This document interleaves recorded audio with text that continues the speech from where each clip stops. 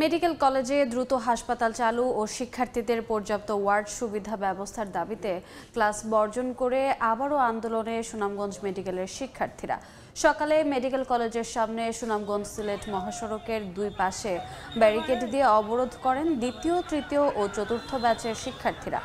এতে যান চলাচল বন্ধ হয়ে তীব্র যানজট সৃষ্টি হয়। পরে সেনাবাহিনীর হস্তক্ষেপে অবরোধ সরিয়ে নেন আন্দোলনকারীরা। দাবি আদায় না হলে আরও কঠোর কর্মসূচি দেওয়ার হুঁশিয়ারি তাদের।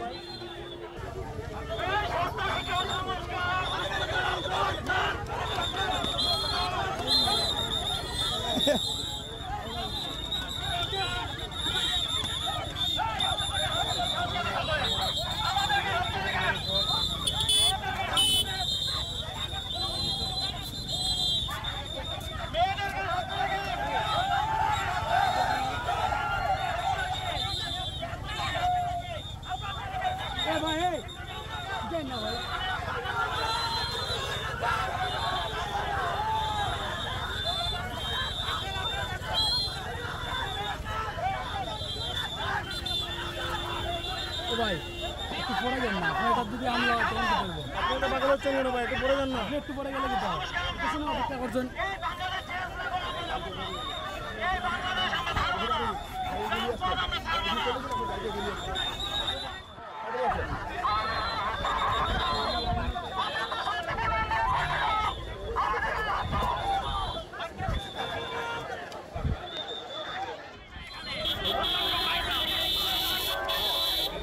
রাস্তা নাই তো, আপনি যাইতে কেন? কোন দিকে যাইতো ভাই?